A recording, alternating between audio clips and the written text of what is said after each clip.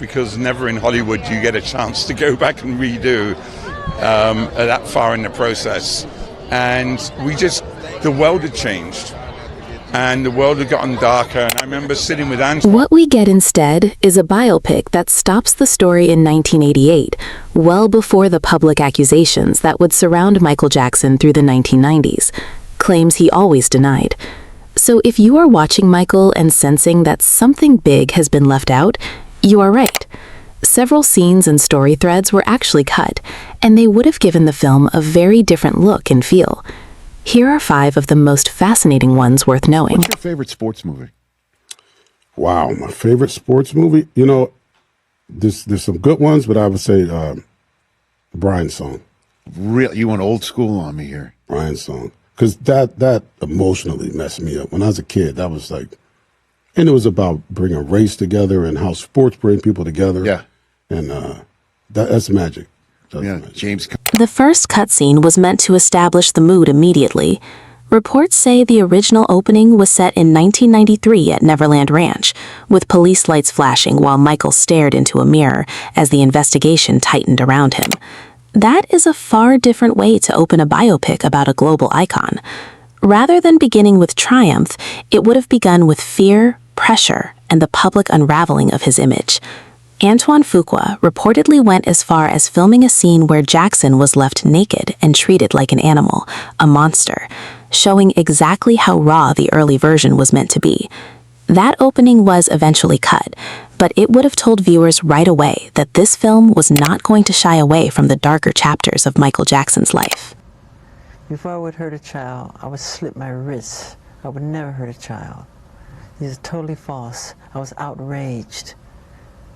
I could never do something like that. I've helped many, many, many children, thousands of children. Cancer kids, leukemia kids. This is one of many. The second cutscene centered on that same period in history, but rather than the event itself, it zeroed in on the emotional aftermath. Reports indicate the film was initially designed to explore how the allegations affected Jackson's life, with a large chunk of the third act built around the scandal before it got scrapped. That means audiences would have witnessed not only the legal strain, but the personal breakdown that came with it. I am doing well and I am strong. As you may already know, after my tour ended, I remain out of the country undergoing treatment for a dependency on pain medication. This medication was initially prescribed to see the excruciating pain that I was suffering after recent reconstructive surgery on my scalp.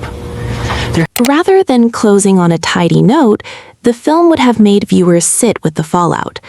That direction vanished once the legal trouble came up, which explains why the finished movie feels like it stops right before the most controversial chapter of his life begins. The third cutscene reportedly showed a courtroom and strategy moment involving John Branca and Johnny Cochran.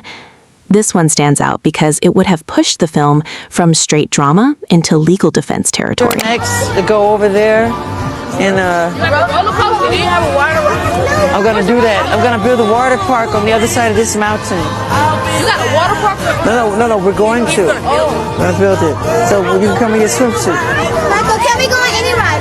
Yeah, sure. What the children wanted, they got, and everything was free. And for Instead of just hinting at the controversy, the scene would have shown Jackson's team painting the accusations as an attempted extortion, a very specific, pointed perspective. A scene like that instantly reshapes the audience's relationship with the film, because it signals exactly how the movie wants its story to be interpreted. Once reshoots took place, that whole thread vanished as well, leaving the final version far less interested in pulling viewers into that particular argument. The fourth cutscene may be the most disappointing omission of all, since it had nothing to do with the scandal whatsoever. Kat Graham revealed that her scenes playing Diana Ross were removed because of certain legal considerations. That matters because Diana Ross was one of the most significant figures in Michael Jackson's early professional career. She was part of his world, part of his rise, and part of the emotional core of the story. Losing those scenes means losing a bond that could have given the film something warmer and more human. Cutting controversy-heavy material because of legal pressure is one thing. losing a meaningful relationship that could have deepened the movie's heart is something else entirely. Fans, there are some people who theorize that that your mom was actually kind of in a way the love of his life. Have you ever heard that? Yeah, I heard it. I think they loved each other very much as good friends. And I think that the fifth deleted scene isn't really a single scene at all. It's more of a missing chapter. Reports say the original cut of Michael was meant to center heavily on Neverland Ranch, with the property serving as one of the film's biggest set pieces.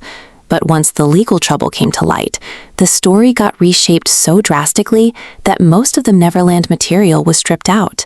That means the film lost one of the most visually striking parts of Jackson's life, the place that stood for both his fantasy world and, later on, the heart of public controversy. Reports indicate the movie actually shot major Neverland footage, only to cut the sequence once producers realized it could not legally hold up in the final release. In the end, the film no longer pulls viewers into the world Jackson created for himself.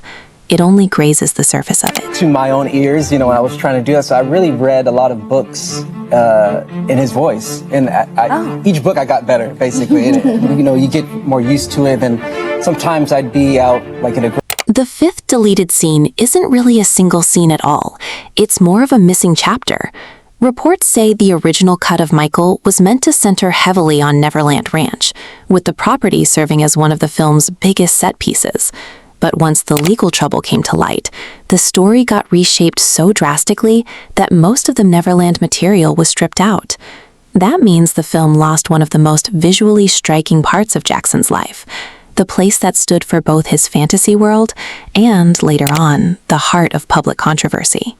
Reports indicate the movie actually shot major Neverland footage, only to cut the sequence once producers realized it could not legally hold up in the final release. In the end, the film no longer pulls viewers into the world Jackson created for himself. It only grazes the surface of it. Write everything he wanted to achieve. He'd write it down. He would repeat it. He'd even meditate for 30 minutes and just look at those mantras and repeat it back to back. He put on mirrors. He put on the ceiling so you can see it. What makes that cut so fascinating is that it shifts the entire feel of the movie. A voiceover can make a biopic feel more personal, like the character is guiding you through his own memories. But once that narration got cut, the film became more direct and less reflective, which is likely why some viewers feel the final version rushes through major moments. So even though the voiceover is gone, it still reveals something important about the film's original structure. It shows that Michael was once designed to be more expansive, more explanatory, and more emotionally guided before the edit pulled it back.